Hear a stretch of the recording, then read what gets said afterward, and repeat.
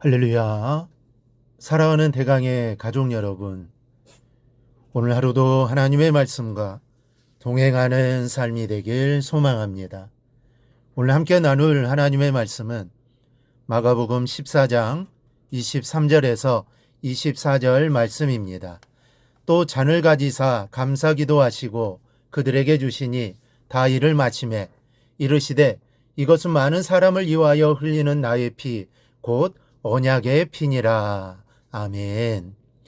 우리나라에 전해져 내려오는 효자 효녀의 이야기가 많은데 그 중에 아버지나 어머니에게 죽을 병이 들었는데 백광으로 약을 구하려 다녀보았지만 실패를 하고 이 최후의 수단으로 자기 손가락을 베어 그 피를 마시게 해서 다시 소생했다라는 이야기가 많습니다.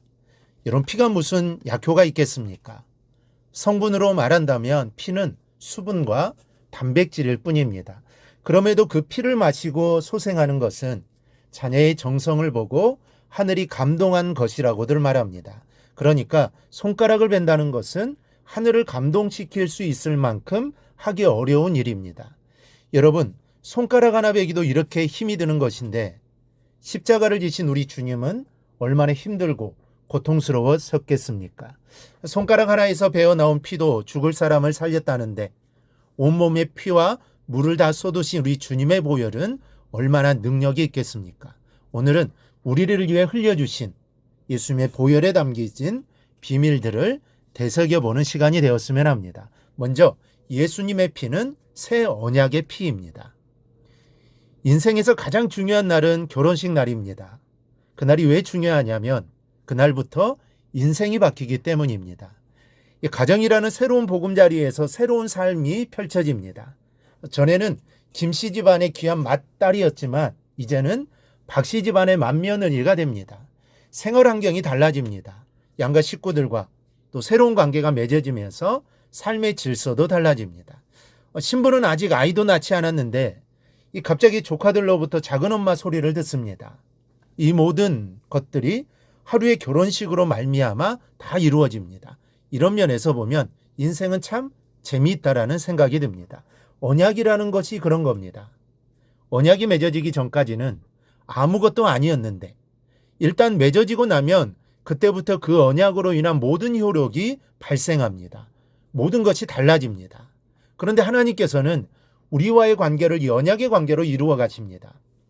우리가 이렇게 하나님의 자녀로 살아갈 수 있는 은혜도 언약 때문이요. 때로는 연약하게 죄를 지어도 하나님의 심판을 면할 수 있는 건 역시 예수 그리스도의 피로 우리가 맺으신 새 언약 때문입니다. 그러므로 이제부터는 자신의 힘과 공로를 의지하지 말고 날마다 예수 그리스도의 피의 언약을 붙드시기 바랍니다. 어떤 상황에서도 나는 하나님의 언약 안에 있는 사람이다. 하나님 반드시 자신의 약속을 이루시는 분이다. 그 믿음으로 살아가기를 바랍니다. 둘째로 예수의 피로 맺어진 새 언약은 깨어지는 언약이 아닙니다.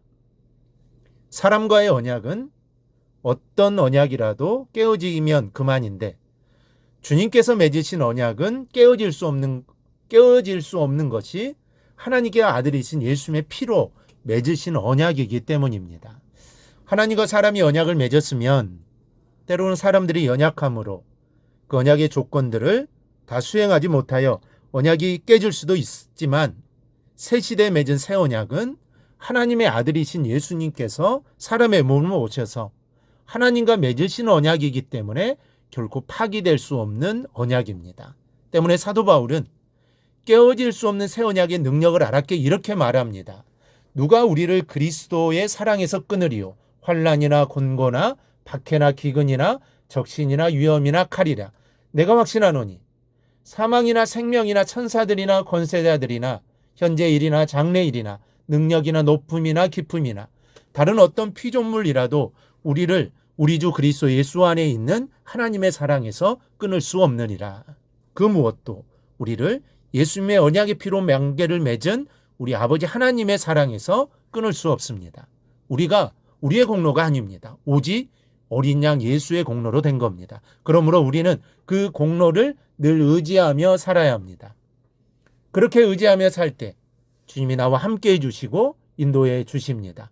이 사실을 잊지 말고 늘 주님 의지하며 살아가기를 바랍니다. 셋째로 예수님의 보혈은 모든 것을 면케해 주시는 언약입니다. 6월절 어린 양이 죽임을 당했을 때 그 피는 이스라엘 백성의 집 문설주와 임방에 발라졌습니다. 그날 밤 하나님께서 보내신 천사들이 애굽의 장자들의 생명을 다 거두어 갔어도 어린 양의 피가 발라진 이스라엘의 집은 털끝 하나 건드리지 않았습니다. 죽음의 사자가 피를 보고 넘어간 것이죠. 어린 양의 피가 죽음을 면케해 준 겁니다.